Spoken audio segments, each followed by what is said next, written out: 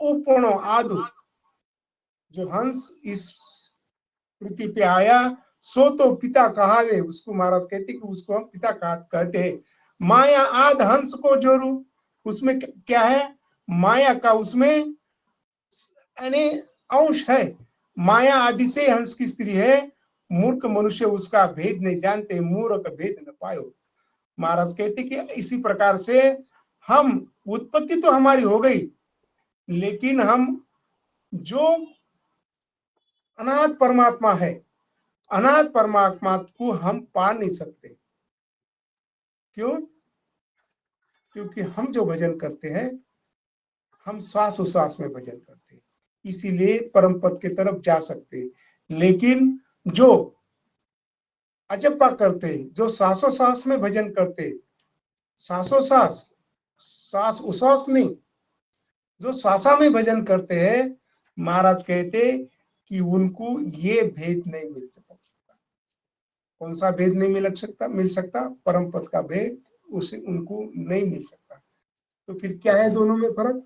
हम बहुत बार इस पद में ये फर्क बताए हैं, महाराज ने बहुत बार इस फर्क की हमें जानकारी दी है। श्वासोश्वास जो है ना, वो संकनाल की भक्ति है, और श्वास उश्वास जो है वो बंकनाल की भक्ति है, और बंकनाल की भक्ति ही हमें परम पद की तरफ लेके जाती है। इसलिए महाराज कहते कि मूर्ख भेद न पायो। मूर्ख का मतलब है जो सत्य बात को नहीं समझता, उसे ही मूर्ख कहते हैं, और वो सत्य बात को समझे नहीं, इसलिए महाराज कहते कि वो मूर्ख है। आगे महाराज कहते कि या दोनों सु अगम अगोचर, सत स्वरूप सुन होई, रिदन सीदन संग नहीं वाके, ज्ञान रूप वे जोई। यानी या दोनों सु अगम अगोचर, महाराज कहते हैं कि जिस प्रकार से माया और ब्रह्म के पद से अगम अगोचर इंद्रियातीत है, वो सब स्वस्वरूप का ही उस पद में रिद्धिया व सिद्धिया नहीं है।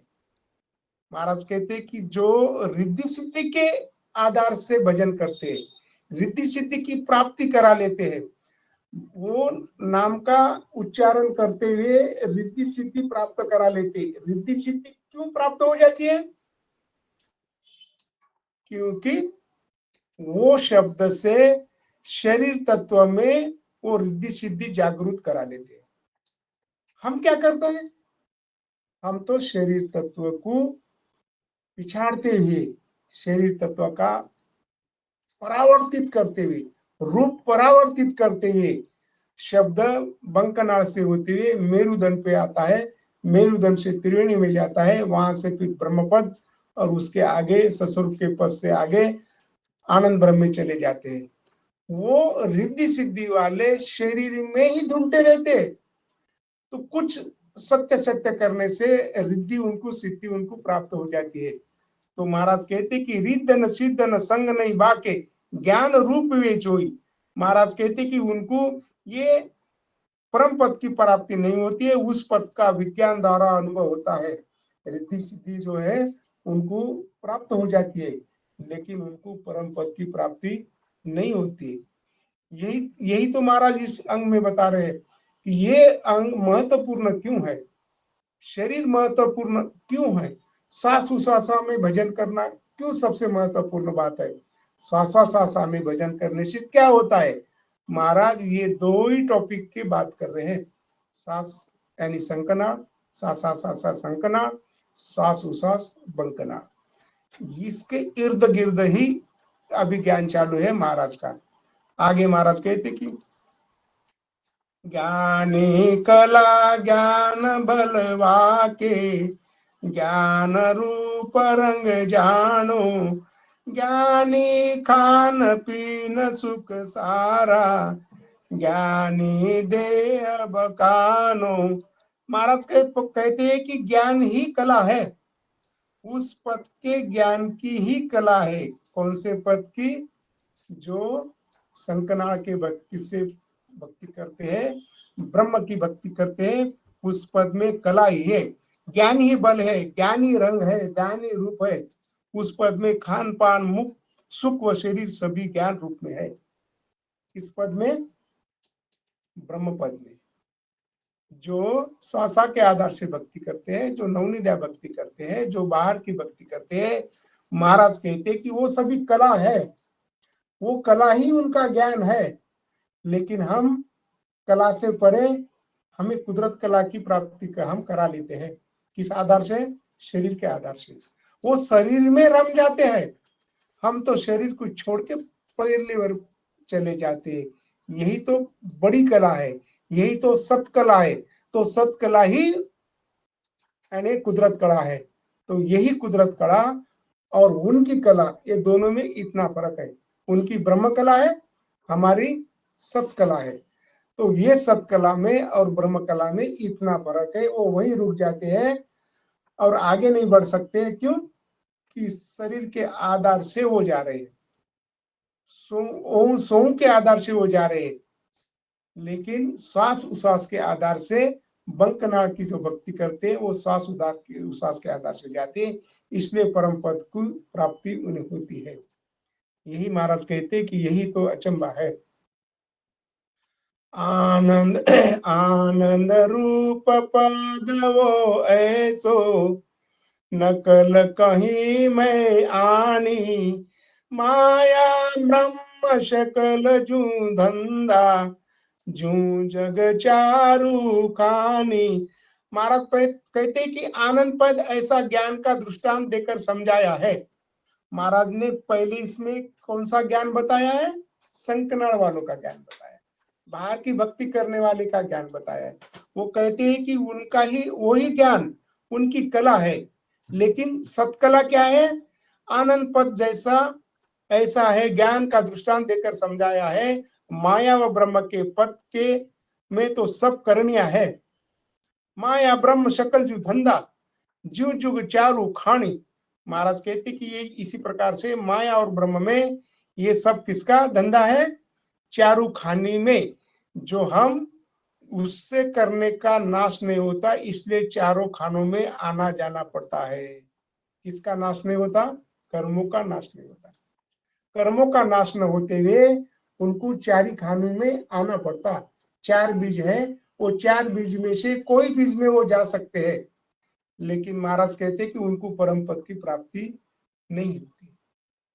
यही तो इस अंक का सबसे महत्वपूर्ण भाग है, यही तो अचंबा है। महाराज कहते कि उपजे कपे नहीं तिर कोई, सुख दुख सब ही पावे, पार ब्रह्म लग है दुख लारे, कम जा पाओ आवे। उपजे खपे नहीं बिच कोई, फिर कोई। महाराज कहते कि जो शंकरनाथ की भक्ति करने वाले, जो ब्रह्म की भक्ति करने वाले, नवनिध्या भक्ति करने वाले, महाराज कहते कि वो स्थिर नहीं है। फिर स्थिर कौन सा पद है? स्थिर पद है, सस्वरूप का पद स्थिर पद है, उसको कोई हिला नहीं सकता। परम मोक्ष का पद, आनंद का जो पद है वो स्थिर पद है, बाकी पद अस्थिर है। क्यों अस्थिर है? कि वो कर्मों के आधार से चलते हैं, होनका ब्रह्म के आधार से वो चलते हैं। जब होनका ब्रह्म को लगा कि अब सृष्टि का नाश करना है, तब उनका भी नाश हो जाता है। नाश हो जाता है इसलिए वो स्थिर नहीं है। इस पद में नाश होने की बात नहीं है, इसलिए स्थिर पद है। जो परम पद है ये स्थिर पद है, क्योंकि इसमें सर्वनाश होता नहीं है। महा का यानी जो सृष्टि का नाश जो होता है इसमें नहीं होता है। इसलिए महाराज कहते कि वो जो भी पद है वो स्थिर नहीं है, सुख दुख सब ही पावे। उस पद में सुख और दुख वो पाते रहते हैं। पार ब्रह्म लग है दुख लारे। और ये सभी बातें कहां तक है? महाराज कहते कि पार ब्रह्म तक सुख और दुख है। कम जापा हो आवे, किसी को कम मिलता है तो किसी को ज्यादा मिलता है। अपने कर्म के आधार से कम मिलता है और कर्म के आधार से किसी को सुख और दुख ज्यादा बांटे जाते हैं। ऐसा ही महाराज कहते कि यही अगाध है। आगे महाराज कहते कि जन सुख राम साच मुख बाकियो, बाधार की न कोई, केवल मात समझ पर पेली, सो नर समझे आई। जन सुख राम साच सुभाकियो, महाराज कहते कि जो सत्य है वो सत्य छिपाता नहीं है, उसको कोई छिपा के कोई नहीं रख सकता। बाधा रखी न कोई, उसको कोई बाधा आड़े आ नहीं सकती। केवल मत समझ परे पेली, महाराज कहते कि केवल का ज्ञान समझ में नहीं आता तो समझ से परे है। माया ब्रह्म तक का ज्ञान समझ में आ जाता है। महाराज कहते कि जो ये ज्ञान केवल का है और केवल का ज्ञान उनके समझने से परे है। उनको क्या समझता है कि माया और ब्रह्म का पद यहाँ तक भी वो जा सकते हैं, वहां ही वो सुख पा सकते। क्यों? कि वो नाद और बिंद के साथ चलते हैं, माया और ब्रह्म साथ में रहते और माया ब्रह्म साथ में रहते, इसलिए वो सुख और दुख पाते हैं और उन्हें केवल पद का अनुभव हो ही नहीं सकता, क्योंकि केवल पद का अनुभव माया और ब्रह्म के पद के परे है। और वो पद में सिर्फ कौन जा सकते हैं? सदगुरु विधि से भजन करने वाले ही उस पद को पा सकते हैं। इसलिए महाराज के केवल मत समझ पर एक पेली, सो नर समझे आई। केवल पद के परे की बात या केवल की बात उनको समझ में नहीं आती, तो यही महाराज कहते कि यही अचंबा है। और सकल जुग मानन सके, केवल मत बिन कोई, लागे आगे लारे समझ हुए केती, नेक न ध्यासे सोई। महाराज कहते कि जिन्हें केवल का पद का ज्ञान है वो केवल पद के ज्ञान को मानते हैं। और मानने वाला कौन है? जिसको जिस समझ है, जहां तक जिसकी समझ है वहां तक हम उनको मान सकते हैं। और जो केवल की भक्ति करने वाले हैं वो केवल को समझ लेते हैं, केवल को समझने के बाद निकेवल हो जाते हैं और वही परम पद में जा सकते हैं। इसलिए महाराज कहते कि और सकल जुग मान न सके, केवल मत बिन कोई, आगे लारे समझ हुए केती, एक न भ्यासे को सोई। महाराज कहते कि माया और ब्रह्म के पद में जो ज्ञान है वो ज्ञान इस पद को जान नहीं सकते हैं। क्यों नहीं जान सकते? कि उनका मार्ग संकनाड़ का है, वो ब्रह्म पद के परे जा नहीं सकते। उनमें शक्ति, ये हमारा जो ब्रह्मांड है वो फोड़ने की शक्ति नहीं है, ये फोड़ने की शक्ति नेंचर में है। और नेंचर की शुरुआत कहां से होती है? जब शब्द बंकनाड़ के रास्ते से उलटता है तो वहां से जो सुषमणा की शुरुआत होती है वो सुषमणा नेंचर के सिवा फुटता नहीं है। तो नेंचर ही सबसे महत्वपूर्ण है। महाराज कहते कि नेंचर के आधार से शब्द बंकनाड़ के रास्ते से उलटते हुए मेरुदंड से आगे चलते हुए परम पद में जा सकता है। उसमें वो शक्ति है, उनके इसमें वो शक्ति नहीं है। क्यों? कि माया और ब्रह्म साथ में है। माया और ब्रह्म साथ में, इसका मतलब उनकी शक्ति विभाजित हो जाती है, खंडित हो जाती है, अस्थिर हो जाती है। इसलिए वो पद स्थिर भी नहीं है और उनकी शक्ति भी स्थिर नहीं है। जब शक्ति स्थिर नहीं है तो वहां पहुंच नहीं सकते। शक्ति के लिए हमें कहाँ अगर पहुंचना है तो हमें शक्ति की जरूरत है, युक्ति की भी जरूरत है। युक्ति हमारी विधि है और शरीर और जो नेचर है हमारी शक्ति है। इस आधार से हम भजन करते हुए हम वो पद को, परम पद को पा सकते। महाराज कहते कि यही अचंबा है। एक अरत मैं खोल बताऊं, परगट सुन जो सारा, पार ब्रह्म आनंद पदता को, केहू विद भेद विचारा। महाराज फरमाए एक अर्थ मैं खोल बताऊं। महाराज कहते कि मैं एक बात करता हूं और उसका अर्थ आपको खोल के बताता हूं। प्रगट सुन जो सारा, आप सभी उसको प्रकट करके समझो, सुनो। पार ब्रह्म आनंद पदता को, जो पार ब्रह्म का पद है और आनंद का जो ज्ञान है, महाराज कहते हैं कि उनके विस्तार से मैं बताता हूं, सभी सुनो। उसको प्राप्त करने की विधि, भेद व विचार सबको बताता हूं। कौविद भेद विचारा, जो ज्ञानी है, जो शिष्य है, जो साधक है, महाराज उनके लिए कह रहे हैं कि आपको मैं एक बात बताता हूं, सब अचंभित बात है वो, और आप उसको सुनो। अब वो बात महाराज नीचे बता रहे हैं। क्या बता रहे हैं? ज्यों जग की कला विद सारी, यूं हृद सब होई। सत बैराग विधान कहावे, जो आनंद पद जोई। महाराज ने ऊपर के शाख का उत्तर ये नीचे के शाख में दे दिया है। महाराज कहते हैं जीव संग की कला विद सारी, जगत में क्या है? यूं हृद सब होई। जगत में ऐसी कला है, ऐसा जगत का उद्यम है कि जो भक्ति करने वाले, संकनाल की भक्ति करने वाले रिद्धि सिद्धि में लग जाते हैं। क्यों? कि वो शरीर तत्व के परे जा नहीं सकते, शरीर ही उनके लिए सत्य है, और शरीर में उनका सत्य जागृत हो जाता है, और वो सत्य से वो रिद्धि सिद्धि उनको प्राप्त हो जाती है। और वो रिद्धि सिद्धि का मतलब है वो शरीर के जितने भी तत्व है, वो तत्व को वो पार करते हुए आगे नहीं जा सकते, वहीं गुर फट जाते, उसमें ही रमायमान हो जाते। इसलिए महाराज जीव संग की कला विद सारी, यू रिद्ध सिद्ध सब होई। सत वैराग विज्ञान कहावे।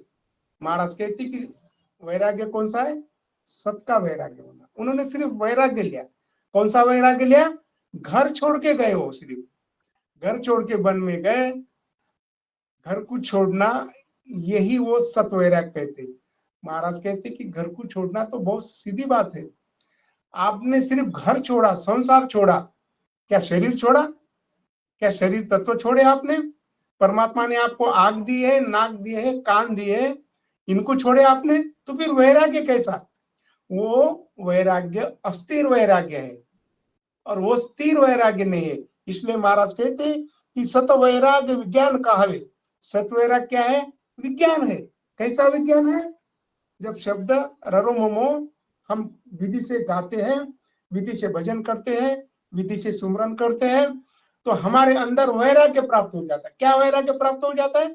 कि हमारे जो जितने भी स्थान है, वो स्थान अपना रूप बदल लेते हैं, रूप परावर्तित कर लेते हैं। हम माया को खंडित कर देते, ब्रह्म को अलग कर देते, नाग दिन को अलग कर देते, शब्द को बंकनाट के रास्ते से उल्टा लेते, शरीर तत्व का हम आधार कम कर देते। जब शब्द मेरुदंड पे चला जाता है तो बहुत 90% शरीर का हम सहकार्य हम वहां खंडित करते देते। इसलिए महाराज कहते कि ये सत्वैराग्य है। क्यों? कि जब सस्वरूप की प्राप्ति हो जाती है, सशब्द की जागृति हो जाती है, तो हमारे सभी शरीर का अंग पलट जाते हैं। कैसे पलटते हैं? नाम से निज नाम, गुरु से सदगुरु, यानी जो ज्ञान है, ज्ञान से विज्ञान, माया से ब्रह्म, और शब्द यानी जो शब्द हम कहते हैं 52 अक्षर, वो अंचर, वहां से नियंचर की प्राप्ति हो जाती है। तो यही वैराग्य, जो माया रूपी वैराग्य है हमारे शरीर में, वो माया रूपी वैराग्य को हम परावर्तित कर देते हैं, और सत्य वैराग्य की जागृति हमारे शरीर में हो जाती है। इसलिए महाराज कहती सत्य वैराग्य विज्ञान कहावे, जीव आनंद पद जोई। और यही आनंद पद में जा सकता है। क्यों? कि सत्य की प्राप्ति होती है, वहां शब्द की प्राप्ति हो जाती है, सस्वरूप की प्राप्ति हो जाती है। हम एक एक पद आगे बढ़ जाते हैं, ब्रह्म के परे चले जाते हैं। 3 ब्रह्म और 13 लोग, उनको भी पार करते हुए परे जाते हैं। तो यही सत्य है, उनमें ये बातें नहीं है। क्यों नहीं है? कि वो माया और ब्रह्म के साथ है, इसलिए वो पद को पा नहीं सकते। इसलिए महाराज के जीव जगत की कला विद सारी, यूं रिद्धि सिद्ध सब होई। वो काम कहाँ अटक गए? वो रिद्धि सिद्धि में अटक गए, वो माया और ब्रह्म में अटक गए। महाराज कहते हैं कि ये सत्य वैराग्य नहीं है, ये तो शरीर का वैराग्य है, और शरीर के वैराग्य के साथ वो रहते हैं, और इसीलिए वो ब्रह्म पद के परे जा नहीं सकते। और अगर केवल पद में अगर जाना है तो माया और ब्रह्म के पद से परे होकर हमें केवल में जाना पड़ेगा। तो यही सत वैराग्य है। सत्य वैराग्य के सिवाय हम केवल पद आनंद पद में जा नहीं सकते। महाराज कहते कि यही तो अचंबा है। और आगे महाराज कहते पूर्ण ब्रह्म को तुम केवल ता मेरी दशिद सारी, जीव कोई शैर माय सब शस्त्र नाना विध का भारी। महाराज कहते पूर्ण ब्रह्म किसे कहते हैं हम? पार ब्रह्म परमात्मा को हम पूर्ण ब्रह्म कहते हैं। महाराज कहते कि पूर्ण ब्रह्म कहो तुम केवल। महाराज कहते कि वो पार ब्रह्म को ही केवल कहते हैं। ता में रिद्धि सिद्ध सारी। महाराज कहते वहां तो रिद्धि है, सिद्धि है, माया भी है, ब्रह्म भी है। पार ब्रह्म लग माया है काची और सकत लग भाई। महाराज कहते कि पार ब्रह्म लग माया है, रिद्धि सिद्धि है। और महाराज कहते जीव कोई शहर माय सब बस्तर शस्त्र। जिस प्रकार से शरीर में सब प्रकार की वस्तु हमें मिल जाती है, शहर में सब प्रकार की दुकानें होती है, हर नाना विध का भारी, नाना विधि वहां होती है। तो ये नाना विधि कहाँ होती है? माया और ब्रह्म के पद में होती है, रिद्धि सिद्धि होती है, उनको पर्चा होते रहता है, वो मुख से बोले तो वो सत्य हो जाता है।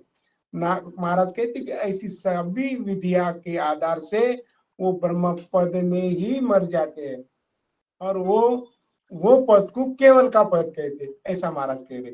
जो कोई ईश्वर मस नाना विध का भारी, हर प्रकार की विद्या वो ब्रह्म पद में है। जैसे राजा के यहाँ शरीर में कई प्रकार के शस्त्र होते हैं, जिस प्रकार से शस्त्र का मतलब जो मारधार के शस्त्र है ना, हर प्रकार के शस्त्र राजा के खजाने में होते, ऐसे ही माया और ब्रह्म में हमें वो कौन से शस्त्र है माया और ब्रह्म के, हमें वही निपटा लेते हैं, हमें वही भेद मिलने नहीं देते। यही सबसे बड़ी अचंबा है। ये तो हमारा ज्ञान तो भेद का है, भेद सहित ज्ञान घट आवे, वे ने चौपड़ पावे, मोक मिलन की यही उपाय, दूजी नहीं सृष्टि में भाई। महाराज कहते कि वो माया और ब्रह्म के जो कट है, माया और ब्रह्म के से उत्पन्न होने वाले जो भी परिस्थिति है उसमें वो रमायमान हो जाते हैं, लेकिन हम भेद के साथ ज्ञान लेते हुए हम परम मोक्ष की तरफ जा सकते हैं। इसलिए महाराज के जीव विज्ञान के जैसे राजा का पद है, ऐसा ही महाराज कहते कि यही अचंबा है। हमें उस पद में, ब्रह्म पद में जाने की कोई जरूरत नहीं। तो थोड़ा हम जब भी सुमिरन करते हैं, सुमिरन करते के वक्त अगर हमारी समझो ये मुंडी जो है ना, ऐसी एकदम से अगर ऊपर हो गई है, एकदम ऐसे ऊपर हो गई और हम भजन कर रहे, श्वास उठा रहे, तो समझ लेना कि हम ब्रह्म पद की तरफ जा रहे हैं, हम शंखनाद की तरफ जा रहे हैं। क्यों कि शंखनाद वाले कहाँ से उठाते हैं शब्द? वही नाभि और नाभि के नीचे का जो भाग है ब्रह्मपद, उसके नीचे से वो शब्द उठाते और उनका शब्द ऐसे ब्रह्मपद में चले जाते। इसलिए महाराज ने बताया कि अगर आपको भजन करना है तो आप ये जो मुंडी का भाग है ना, ये ऐसा समांतर रखो। हमारा जो शरीर है, हम ऐसे बैठ गए ना, तो जिसको अंग्रेजी में हॉरिजॉन्टल कहते हैं, हॉरिजॉन्टल यानी समांतर, आंखों के सामने सर रखो। अगर हमने ऊपर कर दिया ऐसे कर दिए और भजन करने लगे तो हमारी उसास कैसे कहाँ चली जाएंगी? हमारी उसास ऐसे कैसे करते हुए भ्रुकुटी से वो ऊपर चली जाएंगे, तो हम ब्रह्म पद तक जाएंगे। हम शंखनाद के रास्ते से नहीं जा सकते। भजन कैसे करना है यही एक विधि है, वो तो सबसे बड़ी विधि है, ज्ञान से परे है, वो ज्ञान है। भजन की विधि हमें विज्ञान सत्य विज्ञान की प्राप्ति करा देती है। तो हम भजन कैसे करें? तो हम बहुत रामस्वामी को देखते हैं कि वो एकदम से ऐसे उलट जाते हैं और ऐसा उसास में भजन ऊपर उठा देते हैं। तो वो थोड़ा सा हमें मुंडी ऐसी रखनी है, समांतर रखनी है। ऐसे समांतर अगर हमने मुंडी रखी, हमारे शरीर को सीधा करते हुए, तो फिर हमारा आने वाला जो श्वास है, वो आने वाला श्वास यहीं रुक जाता है, वो ऊपर उठता ही नहीं, और वहां से फिर वापस चला जाता है। तो यही भजन की रीत है। तो महाराज कहते हैं कि आगे महाराज कहते, सब ही के सब जगत में होई, एक विदया नाई, जो विज्ञान के मैं तुमको ताकि समझन नाई। महाराज कहते कि जो संसार की भक्ति करते, जो नवनिध्या की भक्ति करते, जो देवी देवताओं की भक्ति करते, जो तीर्थ की भक्ति करते, वो क्या है, सब ही में सब जगत में होई। वो कहा सभी जगत की बातें करते, वो जगत में ही रहते, जगत को ही रिझाते हैं। रिद्धि सिद्धि वाले किसको रिझाते हैं? जगत को रिझाते हैं, आत्मा को रिझाते नहीं है। उनकी आत्मा रिझती नहीं है, आत्मा को रिद्धि सिद्धि की जरूरत नहीं है, आत्मा को सत्य ज्ञान की जरूरत है। लेकिन वो आत्मा को इस प्रकार से जकड़ लेते हैं अपनी इसमें भक्ति में, तो वो उनको रिद्धि सिद्धि प्राप्त हो जाती है। तो महाराज कहते कि ये सब ही के सब जगत में होई, यानी ससुराल भी वही है और मायका भी वही है, मामा का ही घर वही है, फूफा का ही घर वही है। तो रोने के लिए तो कोई जगह नहीं ना। रोना किसको पड़ता है? महाराज ने बताया कि जब शरीर कब धुसता है, बंकनाड़ के रास्ते से जब शब्द मेरुदंड के तरफ आता है, त्रिकुटी के पास जाता है, तब शरीर धुसने लगता है। क्यों धुसने लगता है? कि वो उनका सब संसार छोड़ते हुए यहां तक आ गया, अब शरीर का संसार अब छूटने वाला है। इसलिए शरीर तत्व सभी कला, ये विज्ञान की कला है, और ये विज्ञान की कला सस्वरूप के पद में है। महाराज कहते कि सब ही एक सब जग में होई, एक विद्या नहीं, हर प्रकार की विधि उनकी। जो विज्ञान के में तुमको ताकू समझ नहीं, उनको विज्ञान का जो ज्ञान है, सस्वरूप का जो ज्ञान है, वो ज्ञान उन्हें मालूम नहीं है, उसकी समझ नहीं है। नियंचर क्या है, सशब्द क्या है, उसकी समझ उनको नहीं है। क्यों नहीं है? कि वो शरीर से आधार से भक्ति कर रहे हैं, माया और ब्रह्म के आधार से भक्ति कर रहे हैं। तो हमें ये दो भक्ति में बहुत सही तरीके से हमें विचार में ख्याल में रखना है कि वो परम पद में क्यों नहीं जाते हैं, और बंकनाड़ की भक्ति करने वाले परम पद में क्यों जाते हैं। वो अस्थिर पद है और हमारा स्थिर पद है। तो इसलिए महाराज कहते, यूं अवतार ब्रह्म नहीं जाने, सत स्वरूप के ताई, इनकी कला रिद्ध सिद्ध होई, झूल सकर जुग माई। महाराज कहते कि हम वो लोग, हम भी कभी कभी अवतार में गुरु पड़ जाते हैं, अवतार की कला में हम उनकी कथा सुनने में लग जाते हैं। महाराज कहते यूं अवतार ब्रह्म नहीं जाने, उनको ये ब्रह्म मालूम नहीं है। किनके सता कहावे सत्स्वरूप के ताई, उनको सत्स्वरूप की जो कला है, सत्स्वरूप की कला उनको अवगत नहीं है, उनको मालूम नहीं है। क्यों? उनकी इनकी कला रिद्ध सिद्ध हुई। उनकी कला क्या है? शरीर तत्व के आधार से रिद्धि सिद्धि की प्राप्ति करना, लोगों को खुश करना और लोगों के मुताबिक चलना, यही उनकी कला है। और क्या करते हैं वो? अवतार किस लिए आते? अवतार लोगों को जो राक्षसों से तकलीफ होती है उनको बचाने के लिए आते हैं। वो बचाने के लिए आते हैं, मोक्ष के लिए नहीं आते। मोक्ष के लिए कौन आते हैं? मोक्ष के लिए संत आते हैं। दोनों में इतना फर्क है। क्यों? राक्षस भी पैदा करने वाले वही है, रावण को उन्होंने ही पैदा किया। जितने भी राक्षस हम टीवी में देखते हैं ना, उनको वरदान किसने दिया? 3 लोगों ने दिया, देवी देवताओं ने दिया। फिर वो वरदान का क्या करते हैं? दुरुपयोग करते हैं। कैसे करते हैं? जनों को तकलीफ देते हैं, और जब जनों को बहुत सारी तकलीफ हो जाती है तो अवतार आते हैं और उनका संहार करते हैं। ये क्या हो गई? ये तो मिली भगत हो गई। किसको वरदान दो, फिर वो ऐसा करेगा कि लोगों को तकलीफ देगा, और वो तकलीफ को कम करने के लिए फिर अवतार आ जाएंगे और अवतार क्या करेंगे, उनका संहार करेंगे। तो ये तो व्यवहार हो गया ना, ये व्यवहार हो गया, लेकिन ये सस्वरूप की कला नहीं है। वो मोक्ष के लिए आए, क्या मोक्ष के लिए आए। मोक्ष के लिए कौन आते हैं, संत। इसलिए महाराज कहते ये अवतार ब्रह्म नहीं जाने सत्स्वरूप के ताई, वो सत्स्वरूप को नहीं जानते हैं। उनकी कला रिद्ध सिद्ध हुई, जीव लश्कर जुगमाई। जिस प्रकार से राजा की फौज होती है ना, तो राजा की फौज जिस प्रकार से होती है, ऐसी ही उनकी भक्ति है। राजा की फौज में एक सेनापति रहता है, दूसरा उप सेनापति रहता है, तीसरा कमांडर रहता है, उसके नीचे बहुत सारे सैनिक रहते हैं, उसके नीचे भी और एक ग्रुप रहता है, उसके नीचे भी और एक ग्रुप रहता है, और फिर एक सैनिक रहता है। ऐसे लश्कर के पद है, तो ऐसे ही अवतारों के पद है। और वो अवतारों के पद सिर्फ जनों को खुश करने के लिए आते हैं। इसलिए महाराज कहते कि वो उनकी रिद्धि सिद्धि है, और इसलिए वो परम पद को पा नहीं सकते।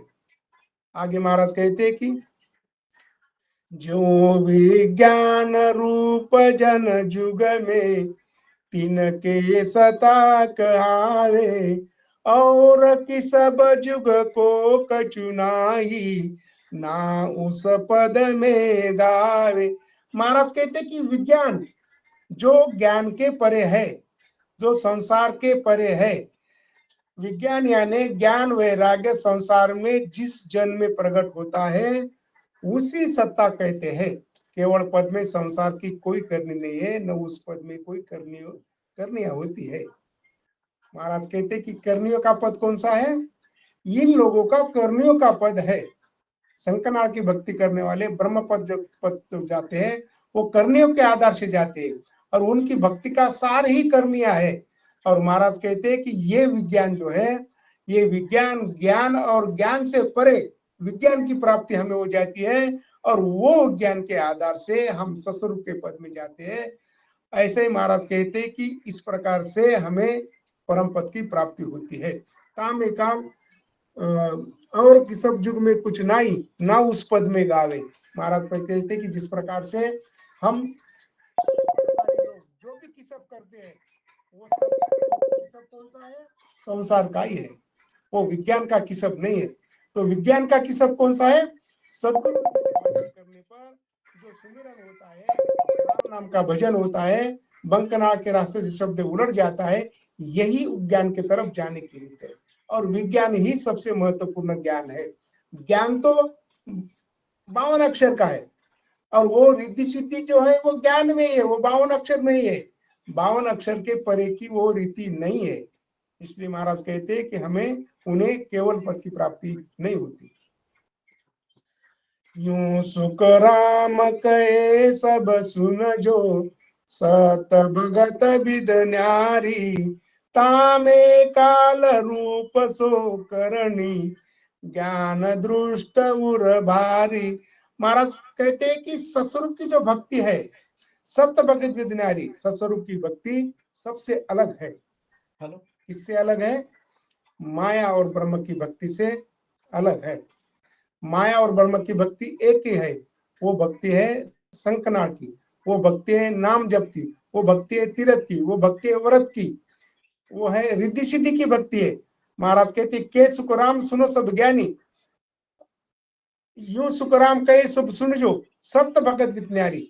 जिस प्रकार से महाराज ने ऊपर जो भी ज्ञान दिया, ऊपर के ज्ञान के आधार से महाराज कहते कि मैं अब आपको एक बात बताता हूँ, यूं सुखराम कहे सब सुन जो, सत्य भगत विद न्यारी, तामे काल रूप सो करनी, ज्ञान दृष्ट उर भारी। महाराज कहते कि करनियों के परे वो पद है, और ज्ञान के परे वो पद है, और उस पद में जन्म मरण से रहित होना ही उसका कार्य है। तो ई महाराज के तामे काल रूप सो करनी, ज्ञान दृष्ट उर भारी, ये ज्ञान और विज्ञान की बात है।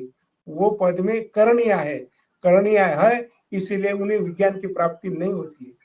विज्ञान की प्राप्ति शरीर और शरीर तत्व के आधार से, जब तक हमारे ऊपर परमात्मा की मेहर नहीं होती, तब तक विज्ञान की प्राप्ति हमें होती नहीं। लेकिन विज्ञान की प्राप्ति कराने वाले हम ही है। हम सदगुरु विधि से अगर भजन करते हैं, तो ज्ञान से हम परे विज्ञान का आनंद ले सकते हैं।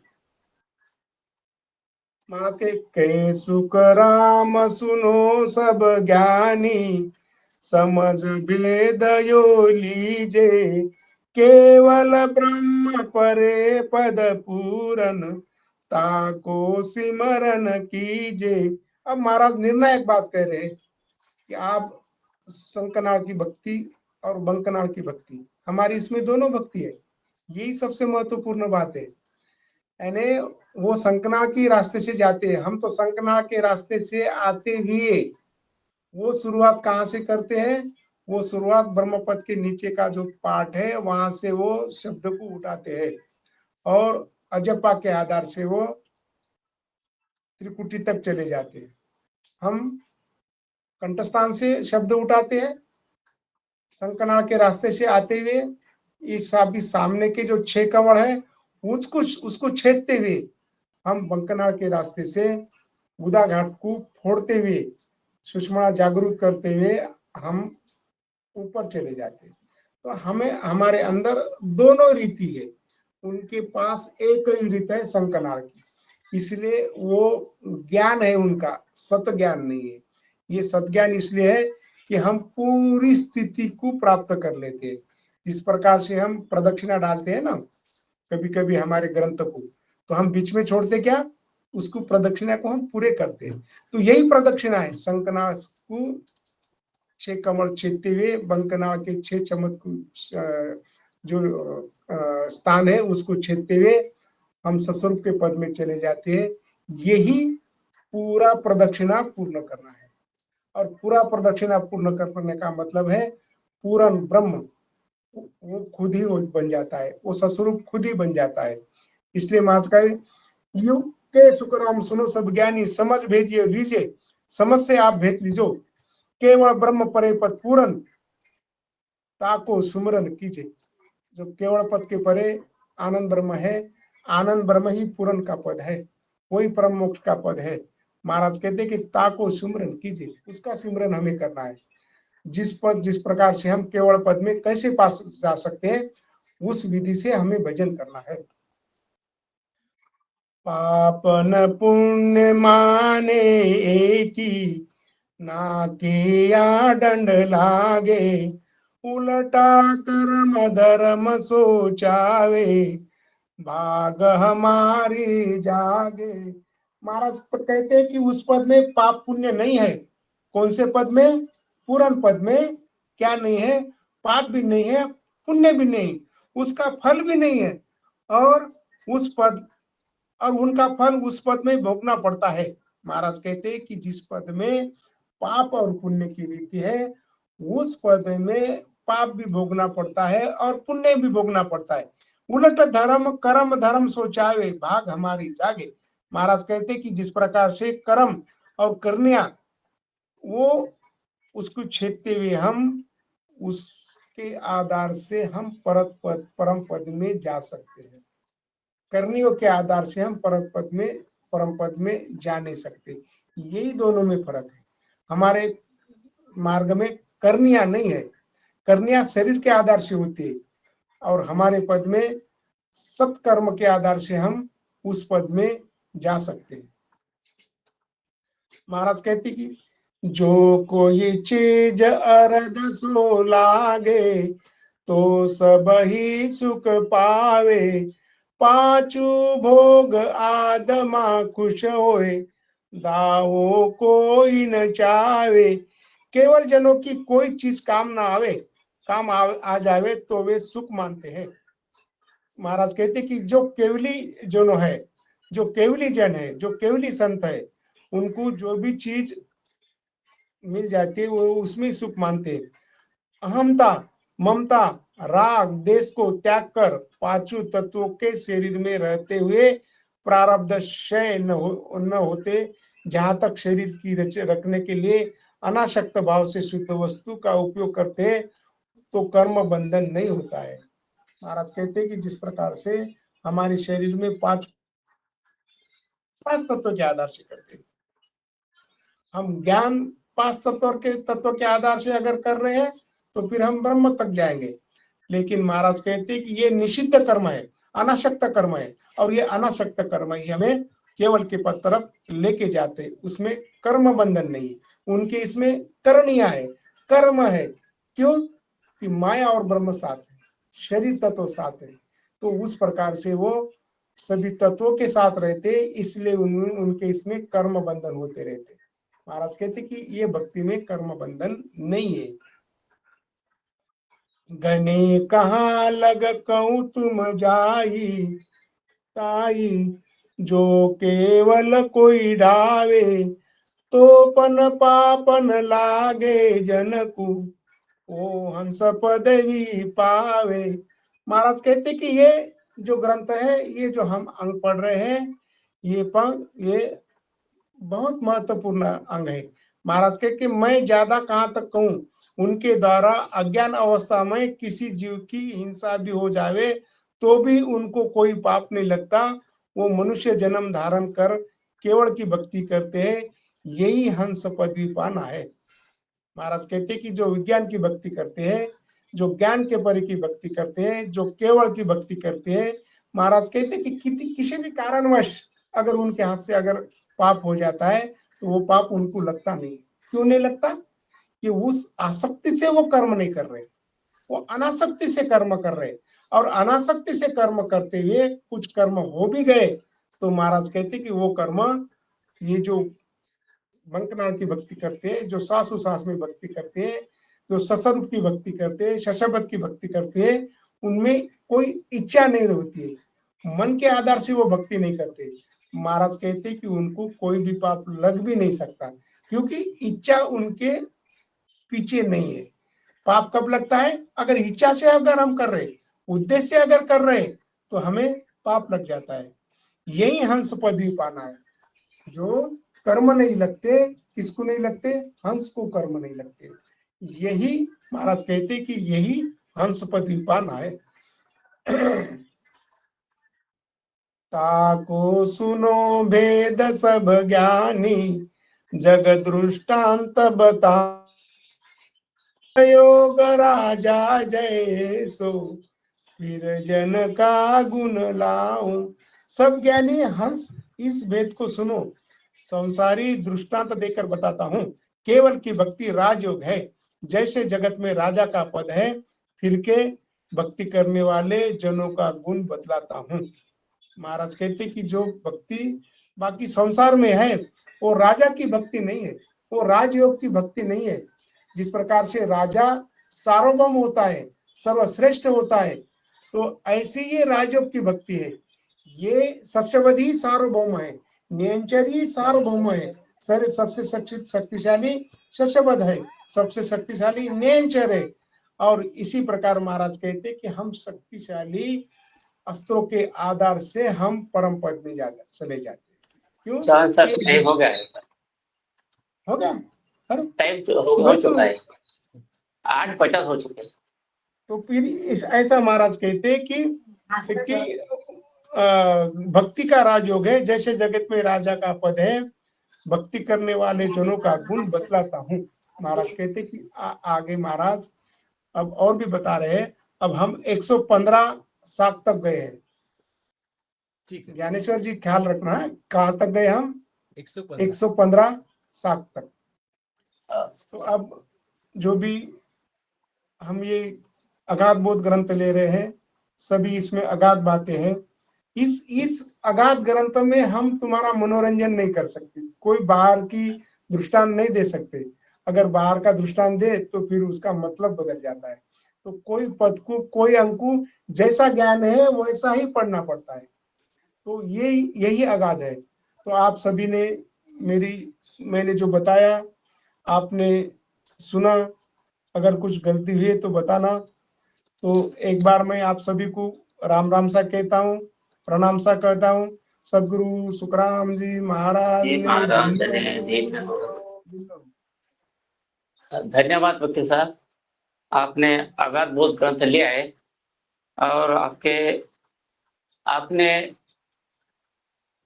ब्रह्म क्या है, माया क्या है और वहां से मोक्ष में जाने का साधन कैसा है, कैसे करना पड़ता है, आपने महाराज के वाणी के आधार से कुछ समझने की कोशिश की। धन्यवाद आपका। और यहाँ पे जो हमारे मिशन शत शब्द गूगल मीट पर जुड़े सभी राम से भाई को मेरा राम राम सा, प्रणाम सा, और हमारे जो संत है राशीद बापू, इनको मेरा दंडवत प्रणाम। वकील साहब का तो अभी प्रोग्राम हो चुका है, लेकिन आगे का जो प्रोग्राम है अपना अभी हरजत गायन का है। तो इसमें पहले मैं सबका नाम घोषित कर देता हूँ। सबसे पहले है गंगाराम जी राठौड़ धामनगांव, उसके बाद अजयपुरा राठौड़ बोरवा, उसके बाद पंडित राठौड़, उसके बाद हमारी सुनाबेन के बाद ज्ञानेश्वर जी चौहान हमारे मामा जी, उसके बाद शरद राठौड़ महागांव वाले, उसके बाद है संतोष दीदी कनवर, और उसके बाद आखिरी में है हमारे चेराराम जी ग्रुप का पूरा ग्रुप। तो सबसे पहले हम गंगाराम जी